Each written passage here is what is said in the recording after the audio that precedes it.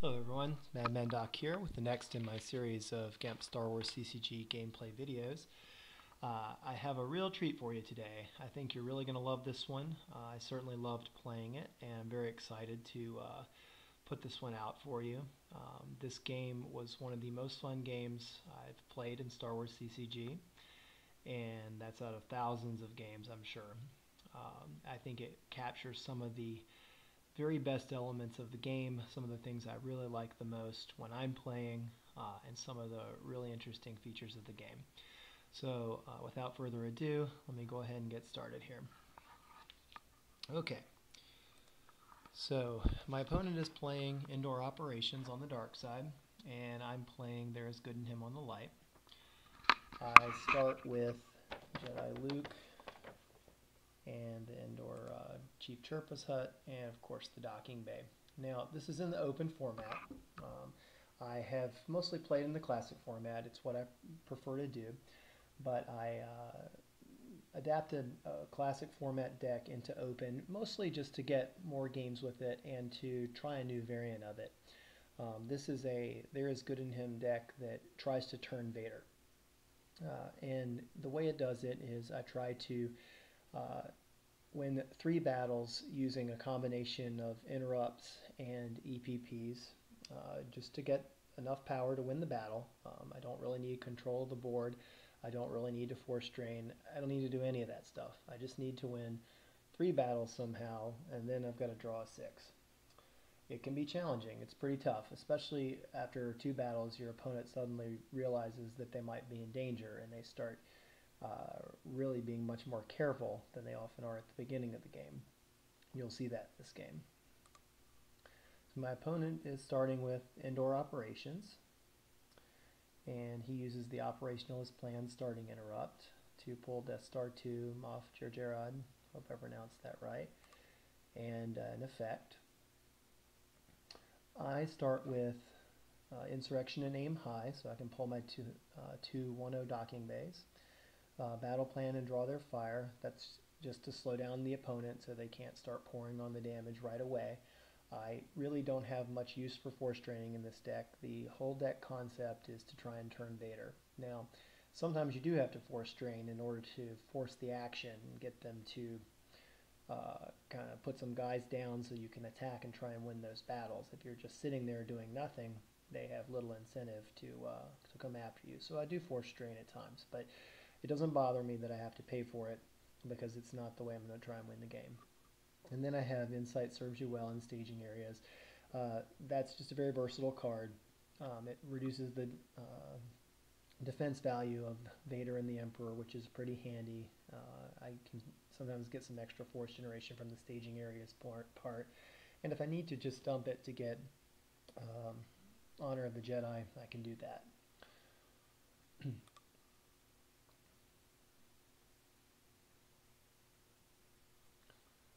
Now, on my first turn, I use the interrupt that goes to get 3PO and grab him.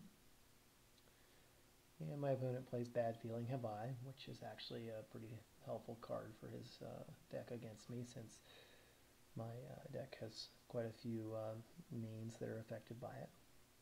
He's not able to get an Imperial down on the first turn, so I get a pretty strong force generation of 8 on the first turn. I do like that. It's not a major problem if they put a guy down at the docking bay. It actually gives me a target to fire at pretty soon, but yeah, I'm happy with it either way. Get out some docking bays for generation. And I play Honor of the Jedi.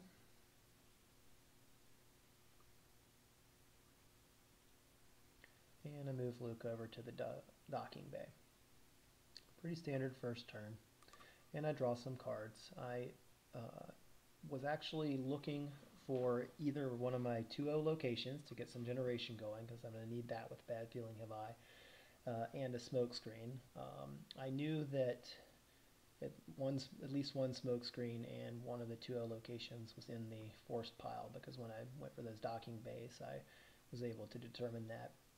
And I was lucky here, and I got him pretty early in the drawing. So I saved some force. Now what I'm hoping he does here is he puts down a guy to grab Luke. And that's exactly what he does. Because if he puts down a guy to grab Luke, that'll be my first target to try and win a battle. The Moff grabs Luke, and the Emperor comes down to provide some support, and Admiral Ozzel. So a reasonably strong force there.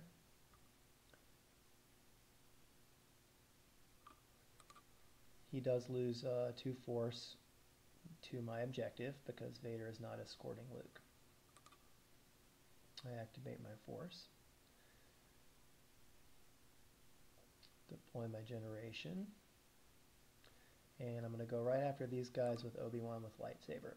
Now, in this deck, I have a bunch of interrupts whose sole purpose is to affect the battle in ways that cause me to end up with more power. I don't need to have guys surviving the battle. I don't need to knock off any particular guys of theirs. I just need to win the battle. So I have some interesting cards here. Smokescreen, of course everyone knows that one. That's super awesome because it takes away the element of randomness from Destiny draws. Basically makes my Obi-Wan a power 11 character by himself reliably, and my Qui-Gon, he's a power 13. I also have Glancing Blow. This card will reduce Vader's power to 0. That's extremely helpful. I have this Sorry About the Mess and Blaster Proficiency, which can knock guys out of battles and reduce his power. And I've got more coming, as I'll show you later. So here in the first one, I initiate a battle. As you can see, when the battle starts, I'm down 10 power to 5. I fire my lightsaber at Ozzel, and I hit. That's a pretty safe shot given the high destiny of my deck. And I just go ahead and use the Sorry About the Mess Blaster Proficiency to eliminate him. Takes his power down to 7. And I draw the Battle Destiny. Substitute with Smokescreen. He comes low, and I win the battle. Also thin down his forces so that the Emperor here is kind of by himself, and again, he's another target for winning another battle.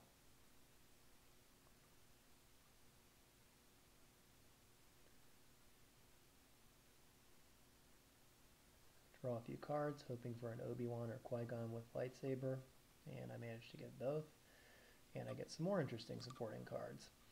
So here we have Smokescreen again. I have several of those in the deck, and then I have Higher Ground. This card I have pretty much never used except in this deck, but it's fantastic. I can't enlarge it on this video capture, but it's a used and lost interrupt, and the used portion says that if I have a lightsaber in a battle and I don't fire it, I can instead reduce someone's or one of the opponent's characters' power by 4.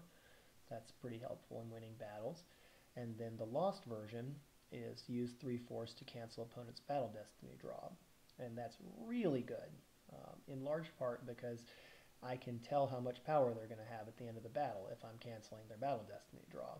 So I know how to get that edge to just win the battle and stack those cards on a field of conflict.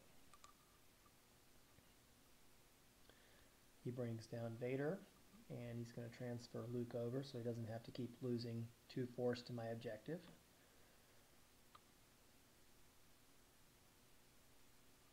But of course he's also now got it set up with Luke on Vader, so if I'm able to stack enough cards, then I've got a shot at turning him. We bring down Obi-Wan again, start another battle. And here I use the Glancing Blow. Well, first I fire at Emperor Palpatine. I'm hoping to get lucky here, but it's hard to hit him. Missed that swing.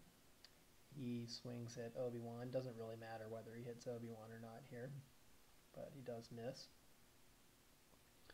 And I use the Glancing Blow. reduces Vader's power down to 0, and as you can see I've got 5 power and he has 4. Now I'm going to throw that smoke screen in there to be sure that I end up winning this battle. I have the higher ground for backup and I ponder using it there, but I really am okay with just losing Obi-Wan. In a lot of ways it's better to just go ahead and lose these EVPs, because then you can redeploy them again, and you're always, looking for places where you can hit them, and it's best not to have your Obis or Qui-Gons on the board where they're kind of accounted for. If the opponent gets smart and starts running away from them, it limits your options a lot. So now, like a lot of players who are playing against a deck like this, with 2 cards stacked, I believe he's realized the danger. And in what I think is an amusing turn of events, absolutely love this. Vader and the Emperor run in the bunker to hide. I absolutely love it. Not faulting my opponent at all. This is actually unquestionably the best play he can make in terms of playing the game. It's just funny from a cinematic standpoint that they're doing this. And he transfers Luke on over to Vader again, saving him the Force loss. I use Tunnel Vision, grab a Clash of Sabers, another good card for winning battles. Now I'm a little short on active force here, so I decide to wait. It took a long time to decide there. I hate to give him a chance to reinforce and drive his power up, which he actually does, clearly showing that he sees what's happening here, and he's smartly doing everything he can to avoid getting any more cards stacked.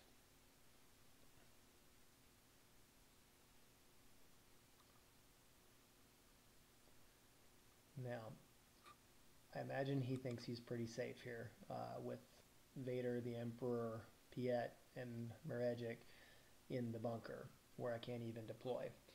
But when I designed the deck, I had situations like this in mind, and this is one of the things that I kind of loved about the way this game played out.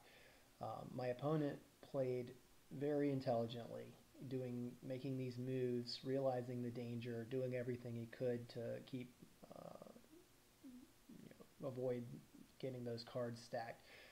But in constructing the deck, I had thought about some of these scenarios. I'd thought about this problem of what if they run to a non-battleground and just hide there?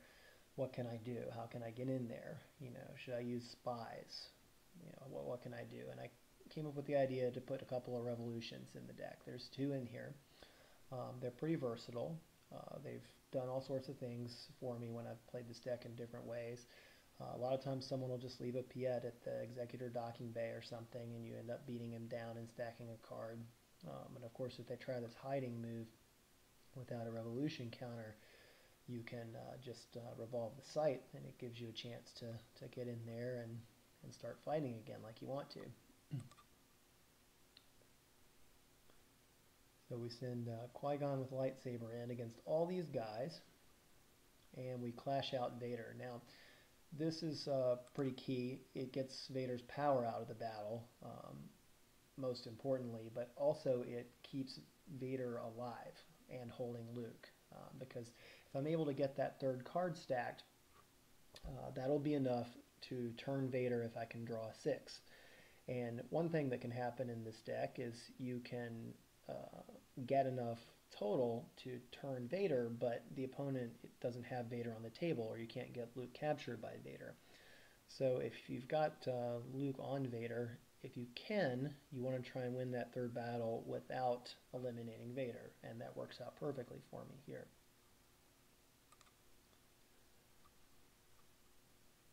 I finally deployed the 3PO, in my judgment, possibly the best light side card of all, but that's a whole nother discussion. I'll maybe get into that some other time. When I switched this deck over to the open format and was able to put 3PO in it, of course I love that. He massively increases your card efficiency. There's no cost to simply exchanging cards, and most importantly, he lets you set up destiny draws. in my deck I have 4 Destiny 6 cards that are used interrupts, 2 Fall of the Legend and 2 Throw Me Another Charge. You can use those basically just to cycle them. None of them have an additional function unless the opponent does something unusual like play Trooper Assault. I have had that happen and canceled it with Throw Me Another Charge, which is kind of funny when it happens, but of course that would be rare. You have to watch out for grabbers. If they grab your cycling 6s, then you can't use them to turn Vader, obviously. But 3PO gets completely around that while simultaneously, making your deck just so much more efficient. So Qui-Gon attacks in here, swings at Meragic, hits him.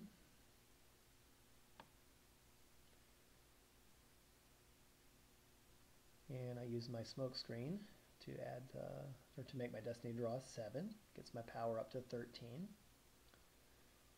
And as you can see here, I have my higher ground right here. So if he draws high, I will play this card and cancel his Battle Destiny and stack the 3rd card on I Feel the Conflict. He draws the Stinger, which is not enough to win the battle or tie the battle. And I'm able to stack the 3rd card. Now, as you probably know, I need to get over 14 with my draw, and I can save him.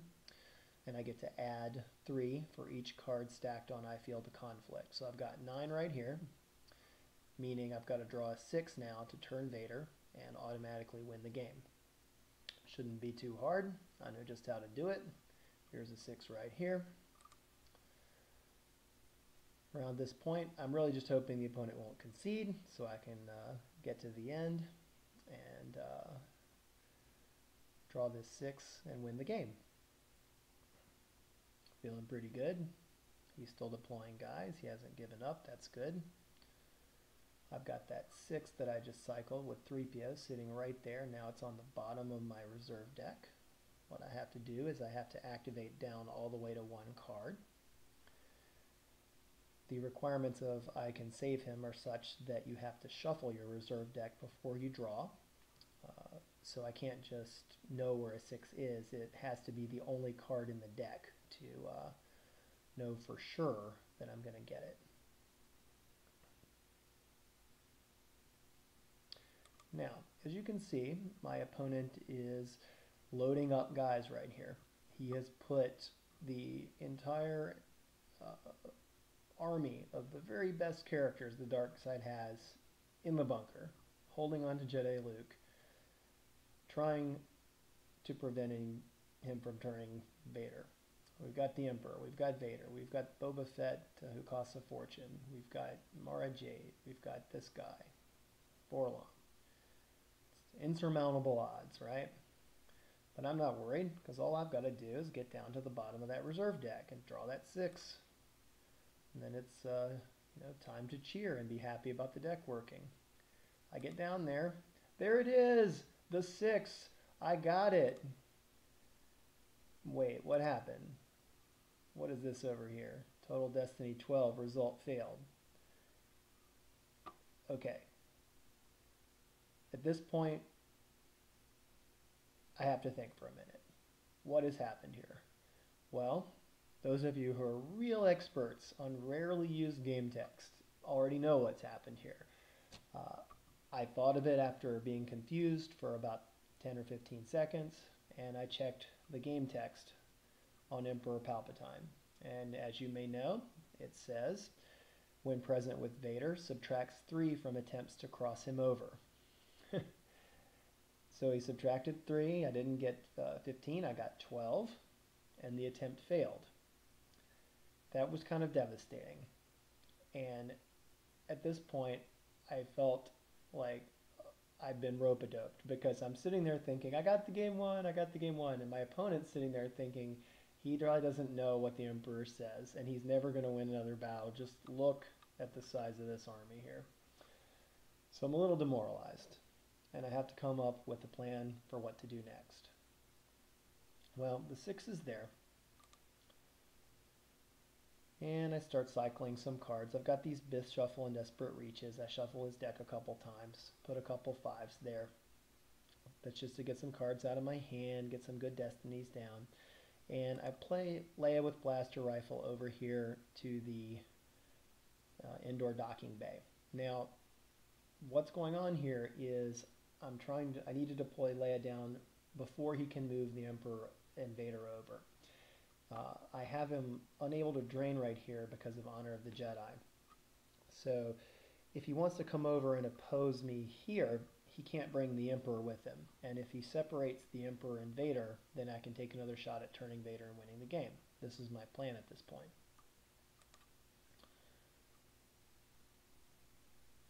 Draw a few cards, thinking I need a few characters, trying to figure out what I could possibly do to win another battle. And thus stack another card and have a chance to actually turn Vader, despite my disappointment with having thought I had done it, but not actually done it.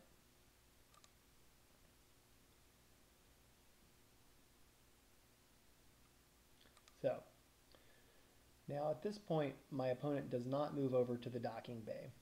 And I start to worry about that a little bit because it occurs to me that he's completely on to me. He knows exactly what's happening. He's just never coming over there.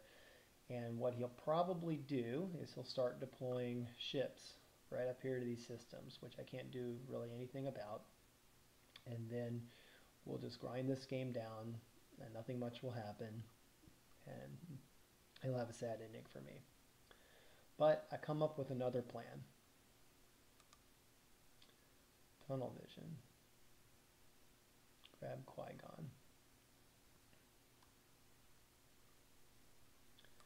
Now, you may remember that I had drawn that 6 thinking I was going to win and being disappointed.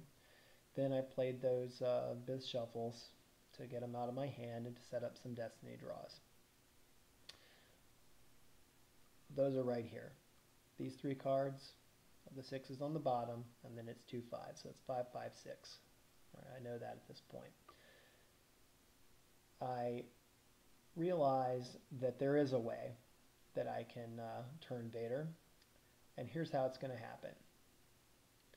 I tunnel vision for Qui-Gon as a backup, just in case Obi-Wan gets barriered. Deploy Obi-Wan. Obi-Wan does not get barriered. Start a battle. Look at this power total. It's a pure suicide mission. Obi-Wan has lost his mind. He's too old. What's he thinking? What's he thinking here? 3 battle destiny. Just giving it up.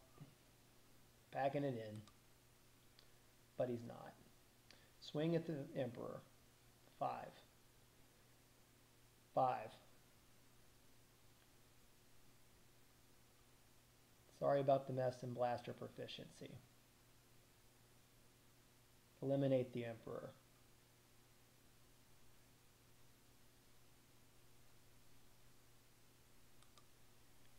$19 and 3 battle destiny to 5 and 1 battle destiny, but save him I can. Draw the 6. The Emperor's not there to reduce the total.